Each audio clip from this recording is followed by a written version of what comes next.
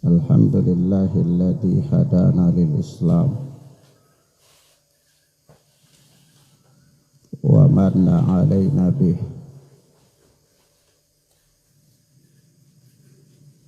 wa akhrajana fi khairi ummatin fanasaluhu at-taufiqa lima yuhibbu wa yarda wal hifdha mimma yakrahu wa yaskhab. Wa nusalli wa nusallimu ala habibina wa sayyidina Muhammad ibn Abdullah wa ala alihi wa ashabihi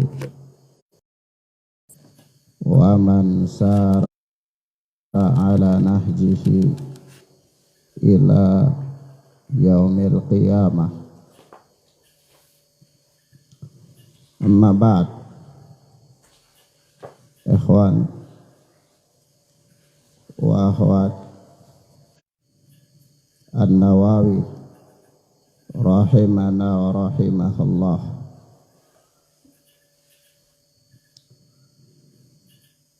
Kita masih berada pada bab al-muraqabah sampai pada hadis yang keempat dari bab muraqabah dan hadis yang ke-64 dari kitab Riyadhus Shalihin.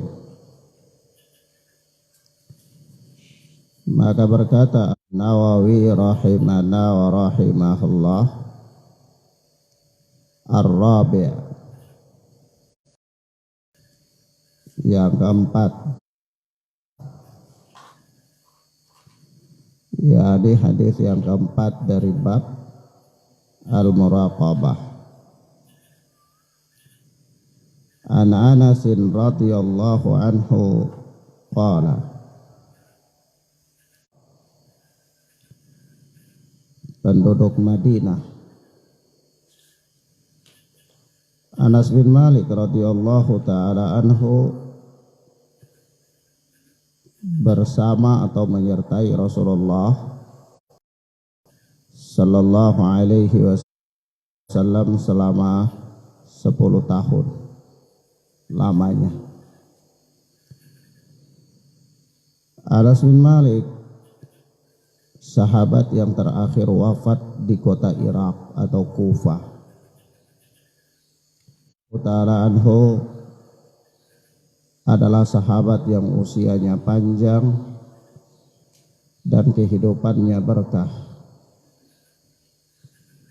Beliau terkena doanya Nabi sallallahu alaihi wasallam, yaitu dipanjangkannya usianya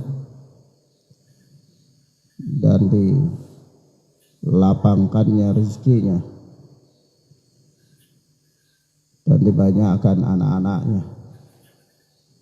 Maka anak Anas bin Malik itu banyak sekali. Ketika Anas bin Malik wafat itu meninggalkan kurang lebih 82 anak, satu kampung. Ya, radhiyallahu ta'ala anhu. Dan ini sebuah kebanggaan. Nah, orang yang punya anak yang banyak itu sebuah kebanggaan dalam pandangan syariah. Apalagi kalau anak-anak itu adalah anak-anak yang bertakwa kepada Allah. Rasulullah sallallahu alaihi wasallam mengatakan dalam kriteria memilih seorang istri, kata beliau, tazawwaju al-waduda wal walud. Menikahlah kalian dengan wanita yang penyayang dan rahimnya subur, punya banyak anak. Fa inni mukathirun bikumul umam, atau fa inni mukathirun bikum, sesungguhnya aku itu akan berbangga-bangga dengan jumlah kalian yang banyak itu pada hari kiamat nanti di hadapan para nabi-nabi yang lainnya. Nabi berbangga dengan punya para pengikut yang banyak, orang-orang yang taat kepada Allah, para atqiya, para salihin, na'am, para siddiqin, na'am. Sehingga kalau kita baca riwayat bahwa di hari kiamat itu ditampakkan kepada Nabi ya, bahwa masing-masing Nabi itu datang dengan pengikut-pengikutnya. Ada Nabi yang punya 1-2 pengikut, ada Nabi yang punya sekelompok kecil, ada yang punya sekelompok besar, dan ada yang lebih besar daripada itu semua. Nah, ketika Nabi melihat kepada kelompok yang besar pada salah satu sudut, Nabi menyangka bahwa itu adalah umat beliau sallallahu alaihi wasallam. Tetapi ternyata dikatakan bukan, itu Musa dan kaumnya. Nabi Musa itu punya pengikut juga cukup banyak ya. Kemudian dikatakan lagi kepada Rasulullah sallallahu alaihi wasallam, lihatlah ke sana. Maka ketika Nabi lihat pada sudut yang lain, ternyata ada satu kelompok yang lebih banyak lagi dari itu. Dan dikatakan kepada Nabi, itu adalah umatmu. Ya, maka Nabi SAW dalam sabda beliau itu mengatakan, inni mukathirun bikumul umam, sesungguhnya aku itu akan berbangga-bangga dengan kalian jumlah yang banyak itu di hari kiamat. Nah, ini faedah ya. Dan bahkan telah datang dalam hadis Nabi sallallahu alaihi wasallam, idza mata ibnu Adam in qata amaluhu illa min thalathin. Kalau mati anak Adam maka terputuslah amal-amalnya kecuali 3 perkara.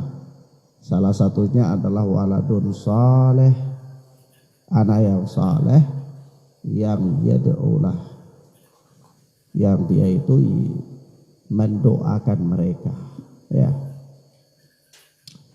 Nah, kalau punya anak yang saleh itu 4, punya anak yang saleh itu 12 atau 30, luar biasa mendapatkan 30 doa setiap saat, bukan gampang ya.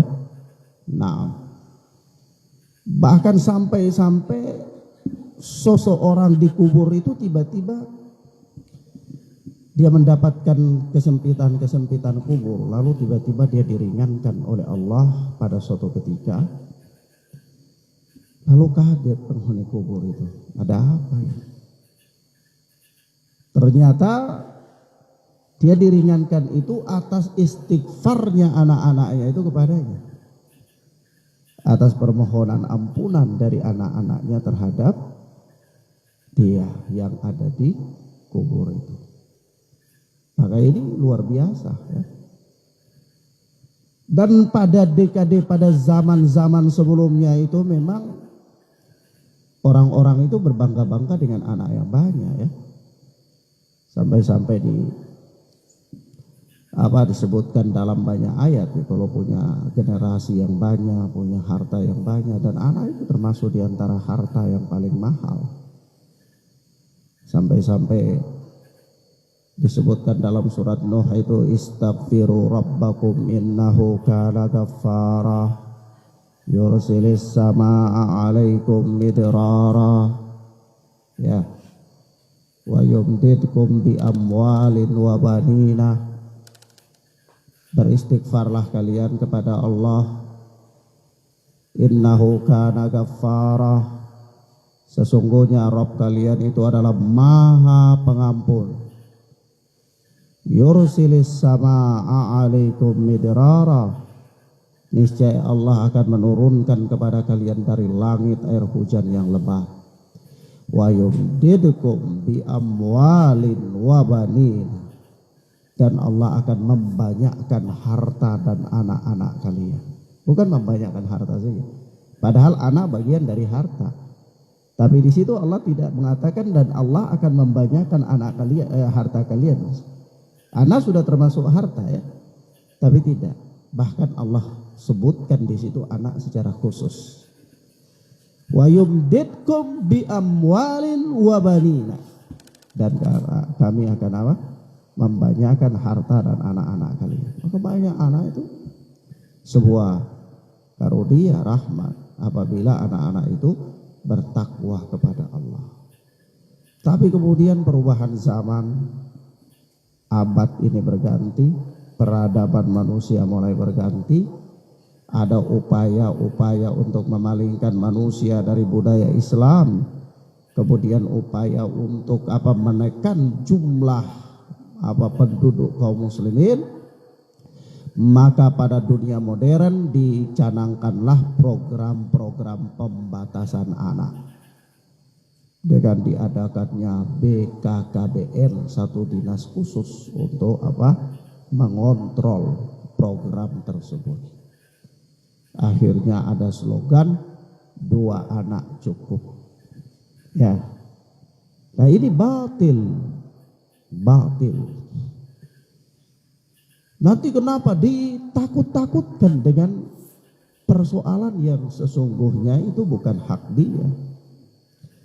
Nanti bagaimana kalau punya banyak anak, nanti makannya bagaimana, nanti sekolahnya bagaimana, nanti tempat tinggalnya bagaimana, nanti ini dan itu dan seterusnya. Dia ditakut-takuti, dihantui oleh rasa takut, yang sebenarnya rasa takutnya itu berada dalam wilayah kekuasaan Allah yang merupakan kekhususan Allah.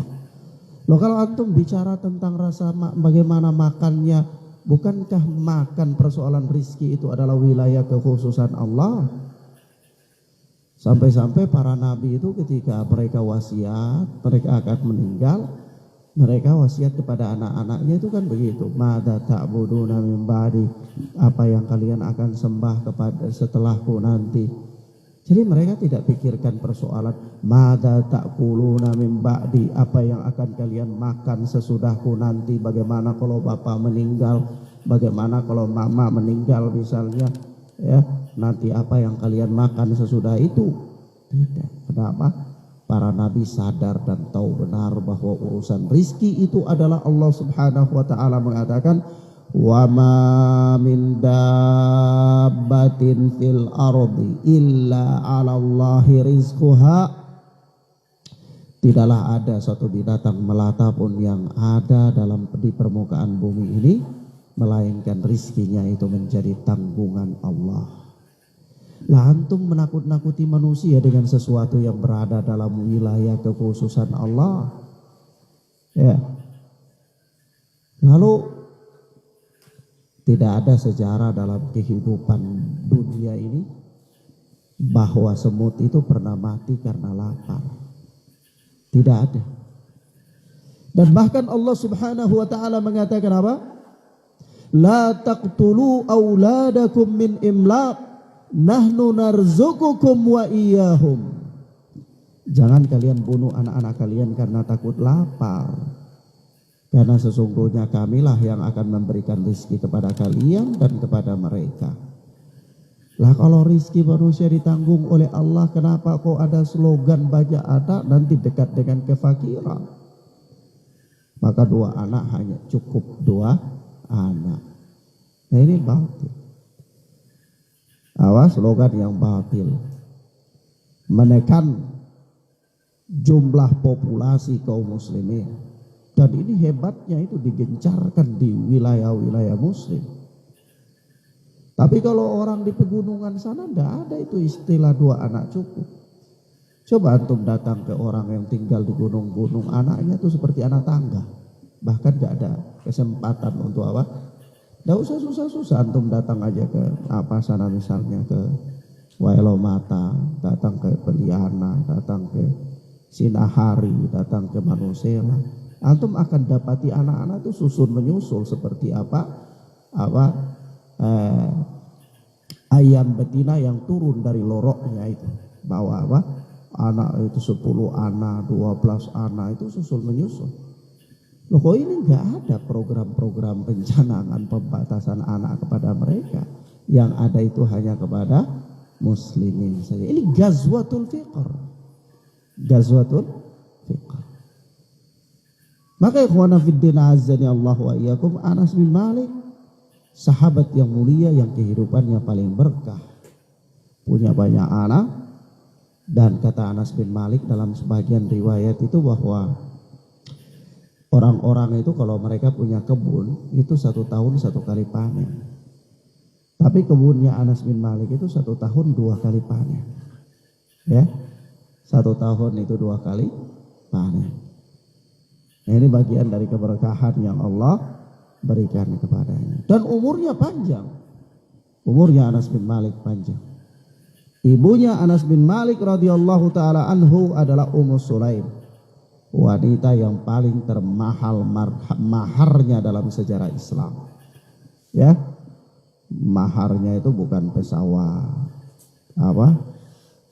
pribadi, bukan kapal tanker, tapi maharnya itu adalah keislaman Abu Talha. Ya, jadi memang tinjauannya itu tinjauan agama sebenarnya, bukan tinjauan keduniaan. Apalah artinya kebahagiaan dalam kehidupan dunia tapi kalau kemudian menderita selama-lamanya dalam kehidupan akhirat.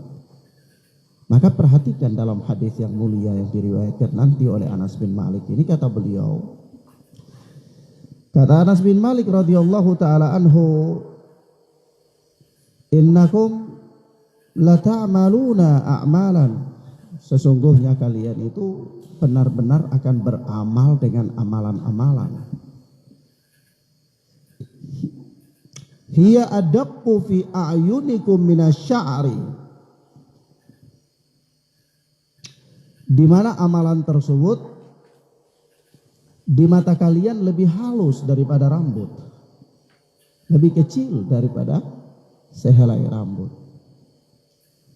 Dan untuk bayangkan bagaimana kecilnya rambut itu ya.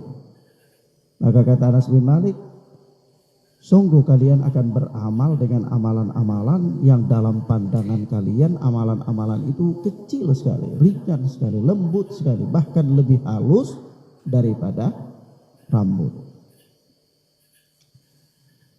Kunna na'udduha ala ahdi Rasulillah sallallahu alaihi wasallam minal mubiqat. Padahal kami pada zaman Rasulullah sallallahu alaihi wa alihi wasallam menganggapnya termasuk dari al-mubiqat. Kami pada zaman Rasulullah sallallahu alaihi wasallam mengkategorikan amalan-amalan tersebut yang di mata kalian kecil, lebih kecil daripada sehelai rambut itu, sebagai amalan yang mubiqat. Al-mubiqat itu amalan yang membinasakan. Amalan yang apa? Membinasakan. Rawahul Bukhari. Hadis ini diriwayatkan oleh Al-Imam Al-Bukhari rahimana wa rahimahullah di dalam sahihnya. Jadi ini bukan hadis Rasulullah ya. Ini perkataan Anas bin Malik radhiyallahu taala anhu yang menceritakan bagaimana keadaan mereka ketika hidup bersama Rasulullah dalam memandang sebuah dosa. Ya. Nah, maka ikhwana fiddin azani Allah wa iyyakum, singkatnya, semakin jauh kehidupan manusia dari kehidupan Rasulullah dari zaman Rasulullah, maka semakin jauh pula mereka dari amal agama. Sehingga bayangkan di zaman Rasulullah itu dosa-dosa yang kecil, amalan-amalan yang kecil, perbuatan-perbuatan kemaksiatan yang kecil, yang dalam pandangan orang-orang setelahnya itu adalah lebih kecil daripada sehelai rambut, tapi di zaman Rasulullah itu dianggap sebagai amalan yang menghancurkan, membinasakan manusia. Ya, jadi kembali kepada bagaimana cara pandang mereka terhadap sebuah kemaksiatan. Dan ini juga menunjukkan bahwa para sahabat ridwanullahi alaihim ajma'in itu mereka sangat-sangat wara, sangat hati-hati sekali daripada sebuah kemaksiatan. Tapi orang-orang yang hadir di kemudian hari itu kemaksiatan demi kemaksiatan bagi mereka itu laksana hal yang biasa saja.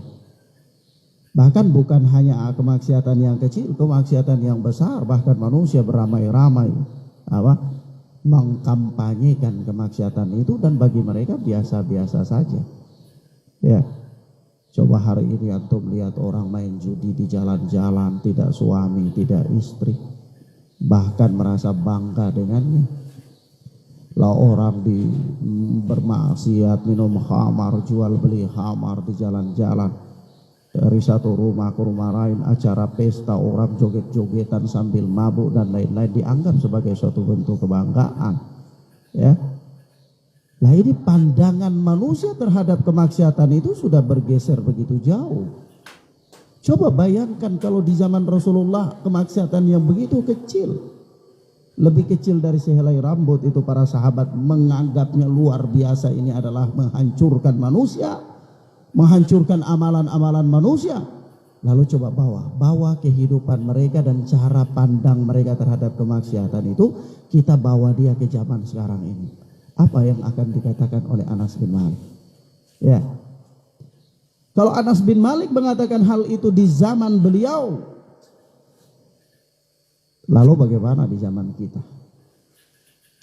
Bagaimana kalau dia lihat Anas bin Malik ini hadir dan melihat kemaksiatan bertebaran di mana-mana, dan manusia menganggap kemaksiatan itu sepele saja. Ya, apakah kemaksiatan yang dilakukan oleh lisannya, kemaksiatan yang dilakukan oleh matanya, kemaksiatan yang dilakukan oleh telinganya, ya, dan seterusnya. Dan ada kecenderungan manusia untuk mengabaikan sebuah syariat. Dia bersikap acuh tak acuh, tak peduli dengan syariat Allah. Pokoknya bagi dia, selama dia masih berada pada titik aman, dia tidak peduli dengan syariat Allah. Mau syariat Allah bilang itu boleh tidak boleh, yang penting dia dalam posisi aman, dia tidak peduli. Tunda-tunda, bersikap acuh tak acuh. Coba antum lihat itu orang yang melakukan praktek-praktek ribawi, transaksi ribawi, simpan pinjam, apakah koperasi, apakah bank, ya, apakah simpan pinjam pribadi dan seterusnya itu. Antum tahu apa dosa riba itu? Kata Rasulullah sallallahu alaihi wasallam, riba itu ada 72 cabang. Cabang yang paling ringan dari riba itu dosanya seperti seseorang berzina dengan ibu kandungnya di Ka'bah. La haula wala quwata illa billah. Tapi hari ini manusia melakukan praktek riba biasa-biasa saja. Bahkan kalau dia baru tunggu-tunggu sedang mau cair itu luar biasa, dia publikasikan, di sebentar kita mau cair berapa, 4 juta, mau cair berapa, 5 juta, dan seterusnya. Ini bunganya kecil. Kalau yang kemarin itu ya memang bunganya besar. Biasa dia. Tidak tahu kalau sekiranya praktek riba ini dosanya lebih besar. Iya. Tidak ada kepekaan terhadap kemaksiatan itu, tidak ada. Bagi dia biasa saja. Yang penting publik melegalkan, ya dianya sudah aman. Tidak mau tahu dengan urusan syariat. Patokan dia publik. Jadi kalau misalnya publik protes, baru di situ dia terganggu. Ya. Tapi kalau sekiranya publik tidak protes, walaupun itu dalam pandangan syariat adalah kemaksiatan yang besar, bagi dia biasa-biasa saja. Orang lakukan kesyirikan di sini di mana-mana biasa saja. Kenapa? Publik tidak memprotes, dia tidak merasa terganggu dengan publik. Ada orang bangun rumah baru, sembelih kambing dipersembahkan kepada penghuni rumah itu misalnya, biasa-biasa saja. Ada orang bangun rumah baru, ambil cincin emas taruh di tiang pertama misalnya, atau tunggu dulu nanti pasang naik baru bisa bangun, atau pasang turun ini tidak boleh dulu karena nanti rizkinya turun dan seterusnya. Orang biasa-biasa saja. Padahal ini syirkun billah, kesyirikan kepada Allah. Yang Allah Subhanahu wa taala mengatakan innallaha la yaghfiru ay yushraka bih. Allah tidak mengampuni dosa syirik kepada Allah. Dan Allah Subhanahu wa taala mengatakan la in syakarta la in asyrakta la yahbatanna amaluk. Kalau engkau berbuat syirik maka akan gugur semua amal-amalmu. Tapi bagi dia biasa saja. Ya, bagi dia apa? Biasa-biasa saja. Tidak merasa terganggu, tidak merasa terbebani. Kenapa? Publik melegalkannya. Ya. Publik apa? Melegalkannya. Nanti kalau publik protes, walaupun itu syariat, dia terganggu. Coba aja kalau misalnya antum udah tahlilan gitu kan. Antum orang sudah belajar agama, paham ya. Mengerti bahwa Imam Syafi'i rahimahullah bahkan bersikap keras dalam masalah itu. Bahkan Imam Syafi'i berpendapat bahwa menghadiahkan pahala bacaan Al-Quran tidak bisa sampai kepada sang mayit. Ya. Bahkan Imam Syafi'i berdalil dengan firman Allah wa alaysa lil insani illa ma sa'a. Seseorang mendapatkan apa yang dia usahakan. Seseorang tidak mendapatkan hasil dari apa yang diusahakan oleh orang lain. Antum beramal, saya tidak mendapatkan pahala, tetapi saya harus beramal dan saya mendapatkan pahalanya, dan antum beramal, antum mendapatkan pahalanya. Kecuali antum beramal, saya adalah sarana untuk antum beramal, maka saya mendapatkan pahala atas sarana, bukan atas amalan yang antum lakukan. Ya. Maka dari itu masing-masing manusia menanggung amal perbuatannya. Ala taziru waziratu wizra ukhra. Ketahuilah orang yang berdosa itu tidak bisa memikul dosa orang lain. Lalu antum tidak lakukan. Oh, ini ritual tidak ada dalam Islam. Saya belum tahu waktu itu siapa yang pergi salam Abu Bakar untuk datang tahlilan diselamatannya Nabi Shallallahu Alaihi Wasallam. Saya belum tahu. Saya juga belum tahu waktu itu ketika Abu Bakar meninggal itu kira-kira siapa yang memimpin tahlilan 3 harinya Umar bin Khattab. Saya belum tahu kira-kira. Ya. Saya juga belum tahu ketika Utsman bin Affan meninggal itu kira-kira siapa-siapa saja yang hadir dalam tahlilan selamatan itu, selamatan 3 harinya Utsman bin Affan, 7 harinya Utsman bin Affan, 9 harinya Utsman bin Affan, atau bahkan 1000 harinya Utsman bin Affan. Saya belum tahu siapa yang mimpin doanya, siapa yang bakar komaniannya. Ya. Nah, saya belum tahu. Padahal ini terjadi di hadapan, kalaupun seandainya ini terjadi di hadapan umum. Dan semua manusia pasti tahu. Masa ada orang tahlilan di selamatannya Abu Bakar, tidak ada sahabat yang tahu? Ya. Masa ada orang tahlilan di selamatannya Nabi Shallallahu Alaihi Wasallam, tidak ada sahabat yang tahu? Atau taruhlah sahabat tahu, tapi sahabat semuanya sepakat untuk tidak menyampaikannya kepada kami, kepada umat. Apakah mungkin?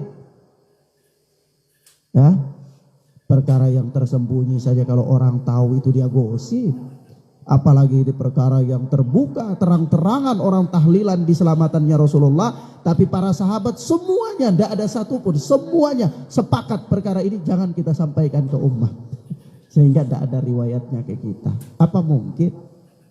Tidak mungkin. Lalu antum hari ini tidak melakukan acara tersebut. Tidak selamatan. Ya, dan seterusnya. Publik protes. Publik protes. Terganggu tidak? Terganggu.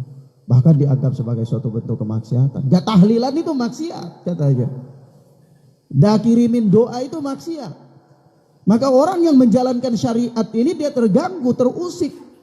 Dan seolah-olah dia berada dalam suatu bentuk penyimpangan.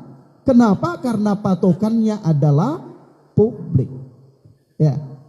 Tapi coba saja kalau Anda orang yang komitmen dengan syariat Allah, apa mau dikata manusia, karena yang namanya orang jahil itu walaupun kambing bisa, walaupun burung bisa terbang ya tetap kambing begitu kan. Maka apa? Antum nyantai aja. Tetap aja komitmen pada syariat Allah, maka aman kehidupannya. Ya. Maka ikhwana fiddin azani Allah wa iyyakum, apa yang dikatakan oleh Anas bin Malik radhiyallahu taala anhu ini kembali kepada cara pandang terhadap sebuah kemaksiatan. Maka kita katakan beberapa faedah penting dari athar ini, yaitu bahwa orang yang semakin bertakwa kepada Allah maka cara pandangnya terhadap kemaksiatan semakin peka. Semakin apa? Peka. Kenapa? Karena orang yang semakin bertakwa kepada Allah itu adalah orang yang paling mengetahui tentang Allah. Ya kan?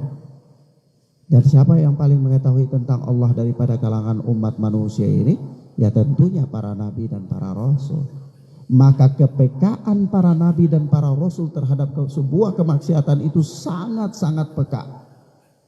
Setelah mereka, yaitu orang-orang para siddiqin, para salihin, ya para ulama, orang-orang saleh, orang-orang jujur, para ulama, mereka adalah orang-orang yang paling mengetahui tentang Allah, maka kepekaan mereka terhadap sebuah kemaksiatan pun lebih peka jika dibandingkan dengan selain mereka. Ala kulli hal, faedah yang pertama tadi kita katakan apa?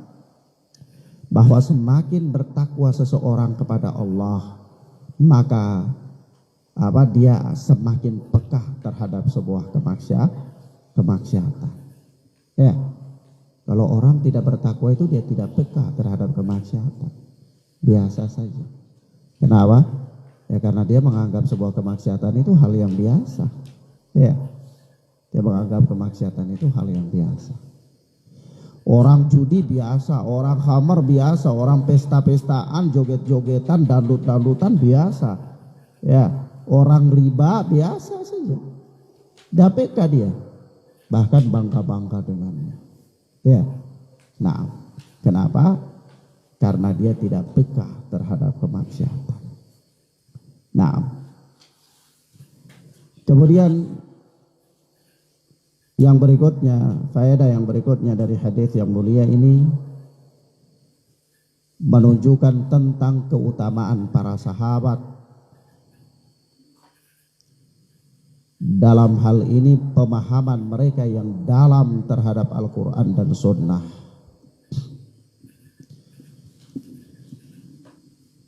Keutamaan para sahabat. Sahabat mempunyai keutamaan yang luar biasa dan banyaknya. Namun dalam konteks pembicaraan kita ini adalah keutamaan mereka dari sisi dalamnya pemahaman mereka terhadap Al-Quran dan Sunnah. Ya, para sahabat itu paling dalam pemahaman mereka terhadap Al-Quran dan Sunnah, paling dalam. Naam. Karena saking dalamnya pemahaman mereka terhadap Al-Quran dan Sunnah itu sampai membuat sikap mereka itu benar-benar mereka bersikap dengan ilmu. Benar-benar apa? Bersikap dengan ilmu. Dan mereka komitmen dengannya. Tak peduli. Bahkan sampai-sampai kalau sampai Rasulullah itu sudah perintahkan mereka untuk ke sebuah negeri, mereka tidak pandang jauh apa dekat negeri tersebut akan berhadapan dengan orang yang besar atau orang yang kecil, tidak pandang bagi mereka. Ya, kenapa? Karena komitmennya mereka dengan syariat. Coba antum lihat. Suatu ketika Rasulullah Sallallahu Alaihi Wasallam pernah mengutus suatu utusan dalam suatu peperangan. Lalu Rasulullah katakan kepada mereka, jangan ada yang melakukan sholat asar kecuali sampai dia sampai di tempat tersebut. Maka dalam perjalanan itu para sahabat itu terlambat dalam perjalanan. Mereka mendapati waktu asar itu di perjalanan. Maka berselisihlah mereka. Bagaimana kita, apakah harus sholat atau tidak? Sementara Rasulullah tadi katakan jangan melakukan sholat asar kecuali sudah sampai di tempatnya. Maka ada di antara para sahabat ini yang berprinsip ini sudah masuk waktu sholat, ya kita sholat asar. Ada yang mengatakan bahwa sudah kita tidak akan sholat asar, kita sampai di tempatnya baru kita sholat asar walaupun sudah malam. Dan peristiwa ini sampai kepada Nabi Shallallahu Alaihi Wasallam. Maka argumen dari kedua kelompok ini yang menyebabkan mereka bersikap untuk mengaplikasikan beramal dengan amalan demikian adalah pemahaman mereka. Yang Anda ingin katakan kembali kepada dalamnya pemahaman para sahabat. Orang yang tetap sholat pada waktunya itu, pada waktu asar itu walaupun belum sampai di negeri yang mereka tuju, itu mereka berpendapat dengan pemahaman mereka bahwa yang dimaksudkan oleh Rasulullah itu supaya kita cepat-cepat sampai di tempat tersebut itu di waktu asar. Ya, artinya perintah ini ada isyarat supaya cepat-cepat sampai di sana, jangan lama-lama supaya sampai di sana itu di waktu asar agar kita bisa sholat asar di sana. Ya. Tapi karena kenyataannya kita terlambat, maka ini sudah waktu sholat, ya sholat di sini. Jadi mereka memahami perintah itu adalah perintah untuk bersegera, bukan perintah untuk tidak boleh sholat. Ya. Sementara sebahagian yang lain berpemahaman perintahnya tidak boleh sholat kecuali sampai di sana. Ala kulli hal, inilah pemahaman sahabat. Ya. Inilah pemahaman para sahabat ridwanullahi alaihim ajmain. Kita tidak ingin membahas bagaimana endingnya dari permasalahan ini, tetapi anak ingin menampilkan kepada antum bahwa inilah contoh-contoh para sahabat dalam memahami Al-Quran dan Sunnah. Ya.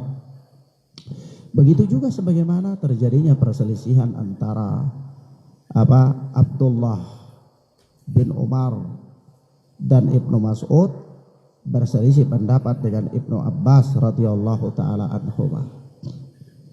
Ya, ketika Abdullah bin Umar dan Ibnu Mas'ud beranggapan tentang ayat idza lamastumun nisaa falam tajidul ma'a fatayammamu, apabila kalian menyentuh wanita dan tidak mendapatkan air maka bertayamumlah, mereka berpendapat bahwa menyentuh wanita itu membatalkan wudu.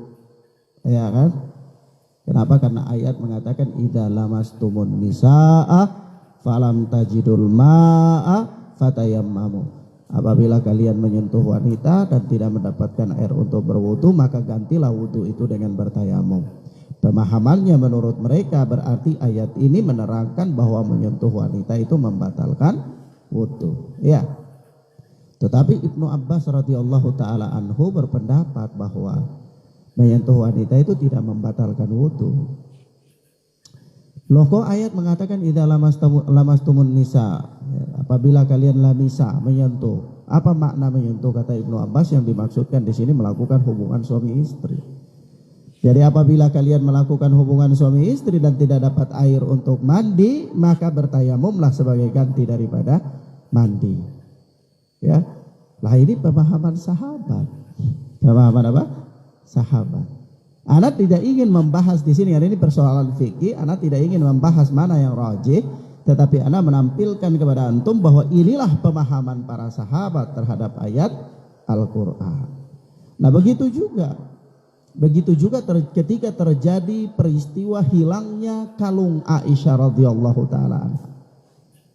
Jadi Aisyah itu kalau terpilih safar bersama Rasulullah, ya, Rasulullah Shallallahu Alaihi Wasallam itu kan kalau mau bersafar itu mengundi di antara istri-istrinya.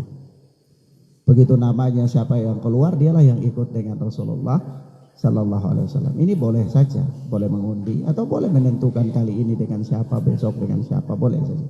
Ya, nah, maka ketika Aisyah radhiyallahu taala anha dalam satu perjalanan itu bersama dengan Rasulullah, Aisyah radhiyallahu taala anha pun seorang yang cerdas, seorang yang alimah, ya, seorang yang bertakwa kepada Allah Subhanahu wa taala, seorang yang sangat memuliakan Nabi sallallahu alaihi wasallam. Walaupun di dalam safar, dia tidak lupa untuk tetap berdandan di hadapan Rasulullah. walaupun di dalam safar. Kita kadang-kadang dalam rumah saja istri sudah lupa berdandan, apalagi kalau sibuk ngurus mikirin utang piutang, ya, mikirin itu mikirin ini, kadang-kadang sudah lupa berdandan untuk suami. Ini Aisyah radhiyallahu taala anha ini dalam safar, ya, tidak meluputkan untuk berdandan kepada Rasulullah sallallahu alaihi wasallam. Sampai-sampai ketika itu Aisyah nggak punya kalung, pinjam sama saudara perempuannya kalungnya Asma binti Abi Bakrin radhiyallahu taala anhuma, pinjam kalungnya Asma untuk pakai supaya dandan di hadapan Rasulullah sallallahu alaihi wasallam. Singkatnya di perjalanan kalung ini hilang. Ya. Kalung ini hilang ketika mereka sedang beristirahat, kalung ini hilang, dan inilah peristiwa yang menyebabkan terjadinya fitnatul ifki. Fitnah apa? Cerita dusta terkait dengan Aisyah radhiyallahu taala anha dituduh berzina. Ya. Ini namanya cerita ifk. Ketika kalung itu hilang, sahabat mau berangkat gini, oh hilang kalung, cari kalung itu, gak dapat. Ya, akhirnya apa? Masuk waktu sholat, kehabisan air, bingung para sahabat. Belum ada ayat tentang tayamum, ya, ayat baru tentang wudu saja. Maka bingung para sahabat, ini sudah waktu sholat, bagaimana? Sebagian sudah jalan duluan, ya, rombongan itu. Akhirnya ada di antara mereka yang sholat tanpa wudu, ada di antara mereka yang tidak sholat, sampai menemukan ayat. Anda tidak ingin membahas bagaimana peristiwa permasalahan hukumnya, tapi kemudian ternyata kalung itu tidak hilang karena apa? Dia terjatuh lalu unta itu duduk di atasnya. Akhirnya cari-cari memang tidak ada. Nah, gitu. Cari-cari tidak ada. Dalam peristiwa perjalanan itu Aisyah radhiyallahu taala anha tertidur di tenda, rombongan itu sudah jalan duluan, agak terlambat. Ya. Maka disinilah kemudian terjadi fitnatul ifki. Wah, itu luar biasa fitnah. Sampai-sampai orang dekatnya Abu Bakar As-Siddiq itu juga turut main dalam fitnah ini, yang bernama Mistah. Mistah ini orang yang punya hubungan secara nasab, secara kekeluargaan itu adalah. Kemudian orang dekat dengan dianggap dekat, dan dia sering diberikan sedekah oleh Abu Bakar. Turut menyebarkan fitnatul ifki ini sampai itu luar biasa, dan ternyata kalau menurut bahasa sekarang itu viral cerita ini, ya, viral, dan Aisyah sendiri tidak tahu.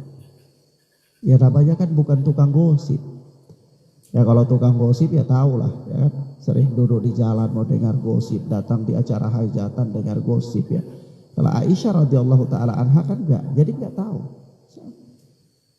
Tapi Rasulullah, berita ini sampai kepada Rasulullah, dan Rasulullah pun bingung bagaimana menyikapinya, kan tidak ada wahyu. Tunggu sampai turun wahyu. Orang tua Aisyah tahu kalau ada peristiwa ini viral, tapi nggak sampaikan ke Aisyah, jaga mentalnya, ya kan. Sampai-sampai akhirnya juga ini terbongkar, didengarlah berita itu oleh Aisyah radhiyallahu taala anha.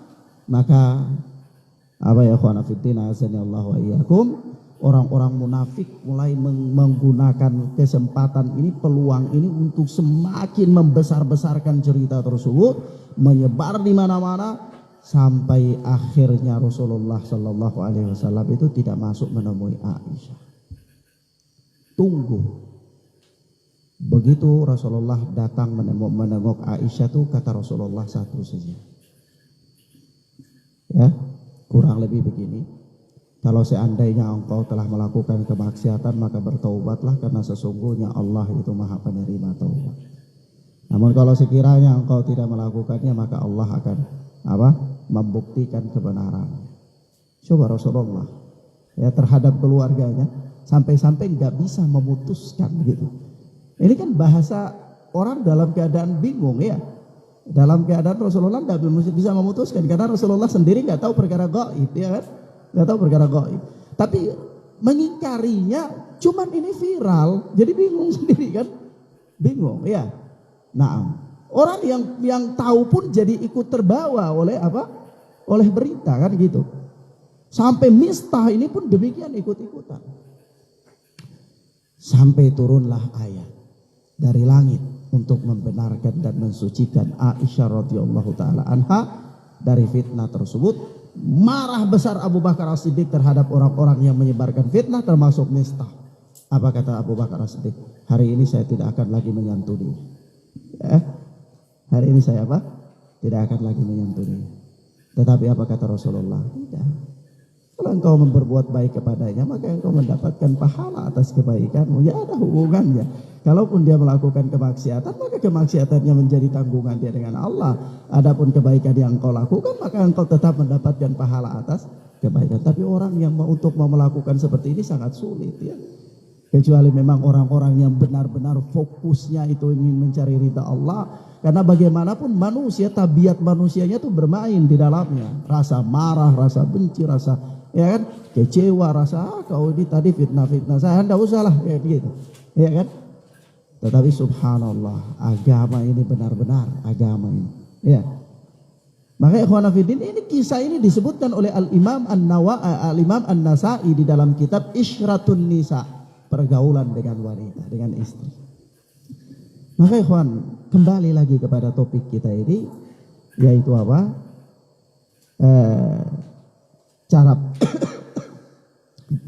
Cara pandangnya para sahabat atau dalamnya keutamaan para sahabat itu dalam topik pembahasan kita ini adalah dalamnya pemahaman mereka terhadap Al-Quran dan Sunnah.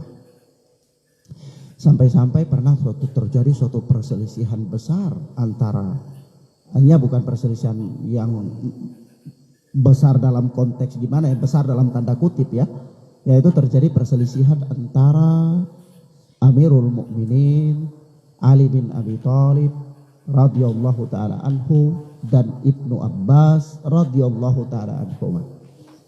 Apa perselisihannya?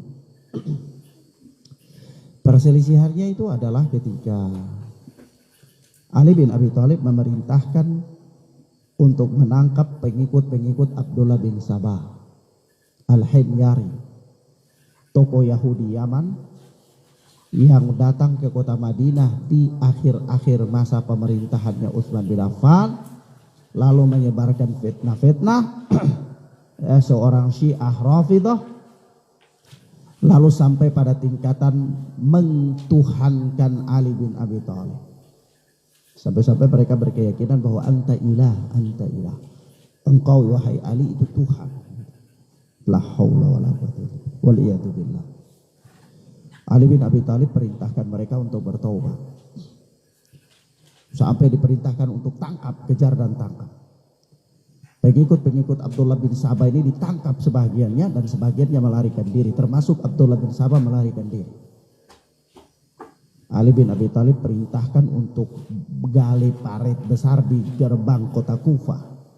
Karena memang masa pemerintahan Ali bin Abi Thalib itu ibu kota negara sudah pindah ke Kufah. Sudah tidak di Madinah lagi ya. Jadi masa pemerintahan yang ada di kota Madinah itu mulai dari Abu Bakar As-Siddiq, Umar ibn Al-Khattab, Utsman bin Affan. Di zaman Ali bin Abi Thalib ini sudah pindah ke kota Kufah ya. Nah, begitu digali parit besar, orang-orang ini ditangkap, disuruh bertobat. Yang tidak mau bertobat dibuang ke dalam parit itu, dibakar atas perintah Amirul Mukminin Ali bin Abi Thalib. Berita ini sampai kepada Ibnu Abbas. Apa kata Ibnu Abbas? Amma ana, kalaupun saya diberi hak untuk menghukum mereka, maka saya tidak akan membakar mereka, tetapi saya akan membunuh mereka.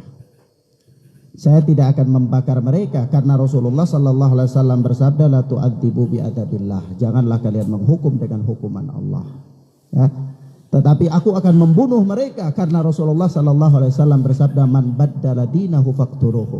Barang siapa yang murtad maka bunuhlah dia. Ini kan mereka hukumnya hukum murtad, ya. Lalu komentar Ibnu Abbas ini sampai kepada Ali bin Abi Thalib, terdengar oleh Ali bin Abi Thalib. Ada yang datang lapor, Amirul Mukminin Ibnu Abbas itu berpendapat begini gitu. Maka apa kata Ali bin Abi Thalib? Dia benar. Coba kita lihat. Ini dua pemahaman dari orang-orang mulia, ya. Dua pemahaman dari manusia-manusia besar dari kalangan umat ini. Siapa yang tidak tahu kebesarannya Ali bin Abi Thalib, keutamaannya, ketakwaannya, kesatriaannya di medan perang. Dan siapa juga yang tidak tahu dalamnya pemahaman Ibnu Abbas? Siapa yang tidak tahu, ya, fakihnya Ibnu Abbas? Siapa yang tidak tahu Rasulullah mendoakan Ibnu Abbas? Kata Rasulullah, Allahumma allimhul Qur'ana wa ta'wilah. Ya Allah, ajarkanlah Ibnu Abbas ini Al-Quran dan tafsirnya. Ya. Lalu apa? Perselisihan pendapat, ya, dalamnya pemahaman. Perbedaan pemahaman di antara dua orang hebat ini. Dan ternyata Ali bin Abi Thalib, ya, rujuk dari pendapatnya setelah mengetahui kuatnya pendapat Ibnu Abbas radhiyallahu ta'ala. Dan ini sebenarnya kehidupan para salaf ini teladan bagi kita. Bagaimana para sahabat mereka berselisih, dan kalau seandainya terjadi perselisihan, agama Allah yang hendak mereka tinggikan, bukan hawa nafsu. Pikiran mereka dan hati mereka itu tidak pernah diliputi oleh hawa nafsu, tidak pernah. Andai ada pun, maksudnya dalam tanda kutip, ya, mereka tidak membawa hawa nafsu dalam perselisihan agama. Tetapi perselisihan agama yang ada di antara mereka semata-mata untuk meninggikan agama Allah, untuk menerapkan syariat Allah. Sehingga siapapun ketika dia mengetahui kebenaran itu berpihak pada temannya atau pada orang lain, maka tidak ada segan-segan bagi dia untuk dengan berbesar hati rujuk tinggalkan pendapatnya dan mengakui kebenaran pendapat temannya. Kenapa? Karena yang mereka inginkan adalah mengagungkan dan meninggikan syariat Allah. Berbeda dengan orang di zaman kita. Ya, kalau orang di zaman kita ini kadang-kadang kita sudah berdiskusi, sampaikan kebenaran, tetap saja akhirnya kita harus katakan kepadanya, walaupun bisa terbang tetap kambing. Ya, nah, ya begitu. Paham ya ikhwan? Nah, kemudian ikhwan fiddin azzani Allah wa iyyakum. Faedah yang berikut dari hadis yang mulia ini, peringatan terhadap kecenderungan manusia dalam bersandar pada amalannya semata. Ya, peringatan terhadap kecenderungan manusia dalam bersandar pada amalannya semata.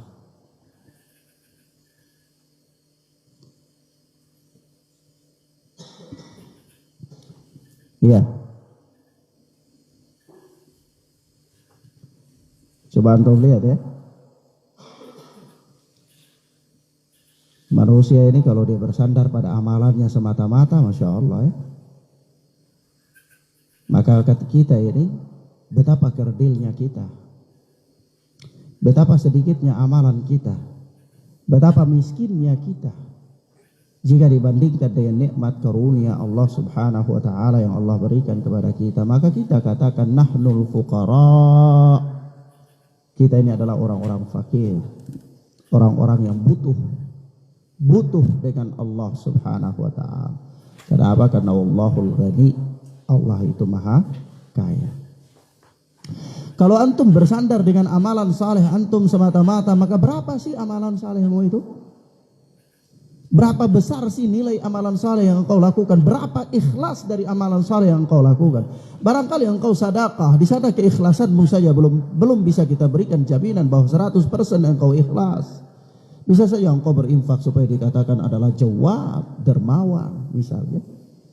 Atau dikit-dikit antum beramal, ya memang orang gak lihat, tapi barangkali pengen supaya orang lain dengar dan memuji. Di situ saja kadar amalanmu masih perlu dipertimbangkan. Ya. Memang sudah melakukan amalan soleh, tapi kadarnya itu masih perlu dipertimbangkan. Kenapa? Karena di sana ada faktor-faktor lain, faktor keikhlasannya, faktor kejujurannya, ya kan? Apalagi kalau sama sekali tidak beramal, itu lebih repot lagi. Beramal saja kadarnya masih diperhitungkan, ya. Atau bisa jadi sholat, tapi sholatnya kadarnya masih diperhitungkan. Ini kadarnya berapa ini? Orang ini sholat, oh ini bisa 60, oh ini bisa 50, atau ini bisa 30, atau ini cuma dapat ruku dan sujud saja, tidak dapat apa-apa. Ya kan ada kan? Sebagaimana dalam hadis Rasulullah Sallallahu Alaihi Wasallam. Jadi beramal saja kadarnya itu masih diperhitungkan. Lalu kalau kondisinya seperti ini, ya bisa, kok bisa ya? Kalau kondisinya seperti ini, kemudian seorang itu bersandar dengan amalannya saja, ya. Tentu sangat tidak bisa. Belum lagi kita bertanya berapa banyak amalanmu, gitu loh. Kalau sudah beramal kadarnya dipertanyakan, kemudian yang kita tanyakan lagi berapa banyak sih amalanmu? Kalau sekiranya antum sudah beramal, katakanlah beramal dari umur 20 tahun dan wafat di umur 60 tahun, itu berarti beramalnya 40 tahun. Nah, kalau beramal 40 tahun sedangkan kehidupanmu 60 tahun, maka di sini masih ada persoalan. Iya kan? Masih ada persoalan. Berapa banyak nikmat yang telah Allah berikan kepadamu? Maka kata Rasulullah Sallallahu Alaihi Wasallam itu dalam hadis lain, lau ta'lamuna ma a'lamu. Kalau sekiranya kalian mengetahui apa yang aku ketahui, la baqaitum katsiran wa la dhahiktum qalilan. Niscaya kalian akan banyak menangis dan sedikit tertawa, kata Rasulullah. Ya. Kalau sekiranya kalian mengetahui apa yang aku ketahui, niscaya kalian akan sedikit menangis, kalian akan banyak menangis dan sedikit tertawa, kata Rasulullah. Tapi memang karena kita tidak tahu apa yang diketahui oleh Rasulullah. Tahu dari sisi apa? Makrifah kita kepada Allah itu kurang, ya. Kita kurang mengenal Allah. Kita kurang mengenal Allah. Bahkan kita ini kadang-kadang mengenal Allah itu pada saat susah saja. Ya begitu susah kita datang, ya Allah, bagaimana doa, nangis luar biasa. Bila perlu kita sholat Allahu Akbar, Alhamdulillah. Begitu. Jadi baca Al-Fatihahnya sudah nangis. Kita lihat, ya Allah, orang ini khusyuk luar biasa, nangis dalam sholat. Ternyata pikir utang. Ya. Ternyata apa? Pikir utang yang belum bayar. Jadi kan persoalan, ya. Maka ikhwana fillah azza Allah wa iyyakum. Ini masalah, ya. Masalah. Maka amalan, bagaimana orang bisa bersandar dengan amalannya? Maka kata Rasulullah Sallallahu Alaihi Wasallam dalam hadits yang lain, ya, la yanjua ahadukum bi amalih. Sekali-kali salah seorang dari kalian itu tidak selamat hanya dengan berbekal amalannya saja, itu tidak. Orang berbekal amalannya saja itu tidak cukup.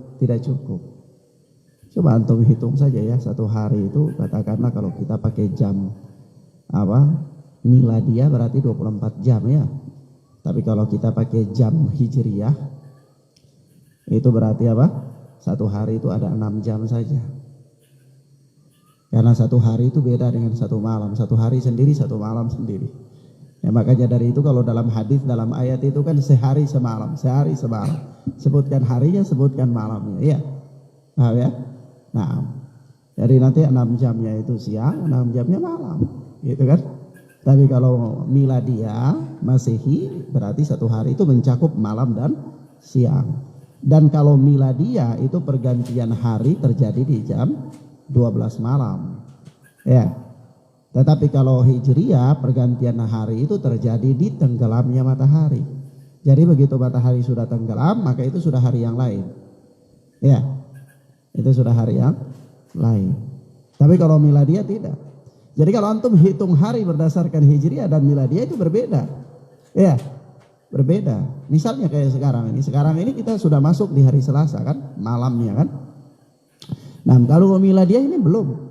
Nanti sampai jam 12 malam. Jadi kalau misalnya antum tulis penanggalan berdasarkan miladiah, hari ini masih tulisnya apa nih? Hari apa nih? Senin. Ya kan? Tulisnya Senin.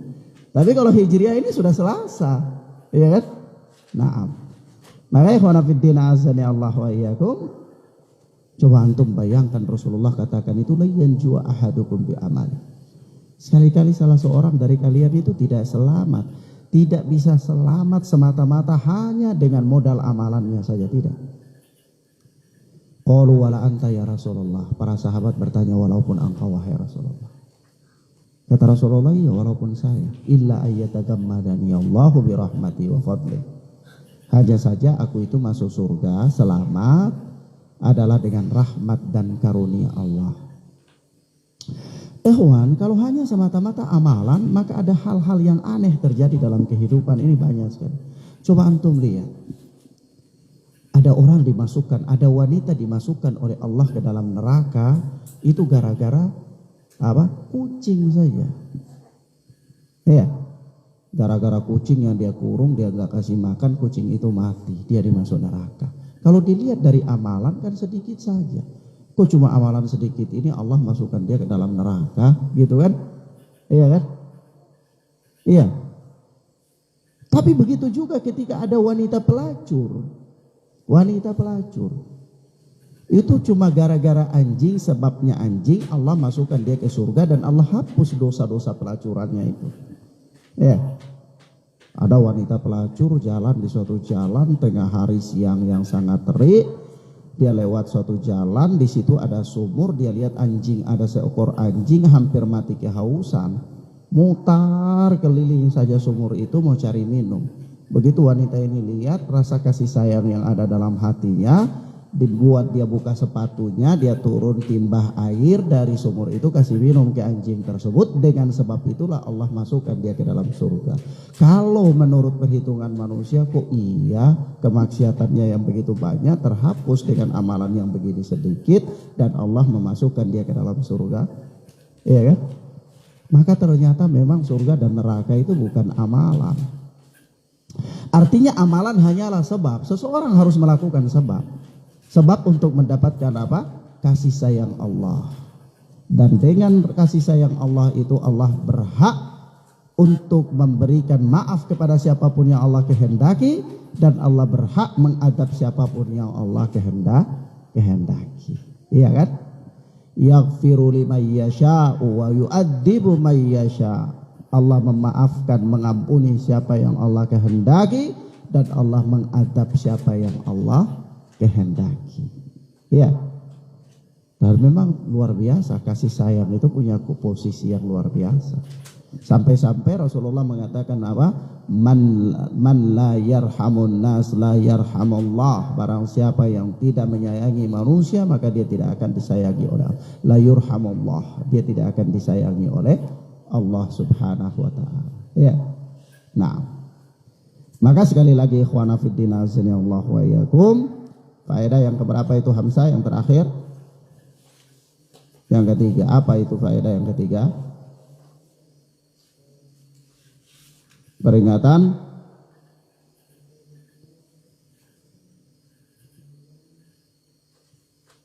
apa? Terhadap kecenderungan manusia dalam bersandar kepada amalannya semata. Ya. Nah.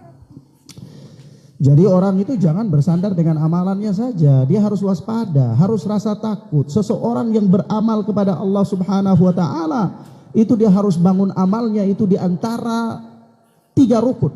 Dia harus bangun amalnya itu di 3 rukun.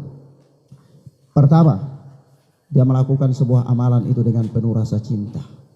Bahwa dia cinta amalan itu. Ya.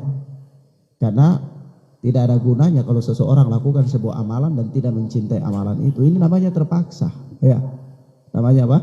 Terpaksa. Tetapi orang yang melakukan amalan itu harus ada rasa cinta. Dia mencintai amalan itu. Dia sholat karena dia mencintai amalan sholat. Dia puasa dan seterusnya dan seterusnya. Yang kedua, dibangun di atas rasa khauf, takut. Dia melakukan suatu amalan itu, dia takut kalau amalannya tidak diterima oleh Allah. Iya. Maka dia berusaha untuk melakukan amalan itu dengan sesempurna mungkin.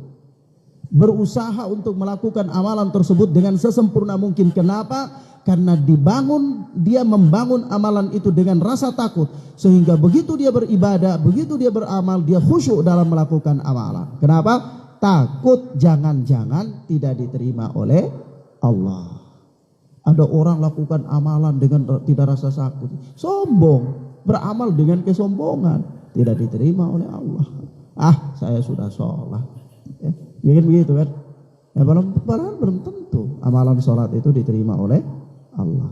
Yang ketiga, rukun yang ketiga dari amalan yang harus ada pada seseorang apabila dia beramal adalah roja, berharap. Seorang dia melakukan amalan itu, dia harus berharap bahwa amalan itu diterima oleh Allah. Ya. Begitu dia sholat, dia lakukan sholat itu dengan penuh rasa cinta sehingga dia menghayati sholatnya. Kemudian juga dia rasa takut jangan-jangan sampai Allah tidak terima sholatnya, sehingga dia khusyuk dan dia lakukan dengan sesempurna mungkin. Berusaha supaya takbiratul ihramnya itu benar-benar sama persis dengan takbiratul ihramnya Rasulullah. Ya, dia sujud, ruku dan semuanya itu kalau bisa sama dengan apa yang dilakukan oleh Rasulullah, karena dia takut jangan sampai tidak diterima karena menyelisihi sunnah Rasulullah Sallallahu Alaihi Wasallam. Yang ketiga dia berharap bahwa dia berharap semoga saja amalannya itu diterima oleh Allah. Ya, Demikian ikhwan fillah azanillah wa iyyakum, inilah beberapa hal yang bisa kita sampaikan pada kesempatan yang mubarakah ini. Mudah-mudahan bermanfaat bagi kita insyaallah taala. Wallahu taala a'lam. Allahumma inna nas'alukal huda wat tuqa wal afaf wal ghina. Allahumma yassir lana wa la tu'assir alaina. Allahumma barik lana fima a'tait. Allahumma barik lana fima a'tait. Allahumma inna nas'aluka rizqan thayyiba wa ilman nafi'a wa amalan mutaqabbala. Wa sallallahu ala nabina Muhammad wa ala alihi wa sahbihi wa sallam. Subhanaka Allahumma wa bihamdika asyhadu an la ilaha illa anta astaghfiruka wa atubu ilaik. Wassalamualaikum warahmatullahi wabarakatuh.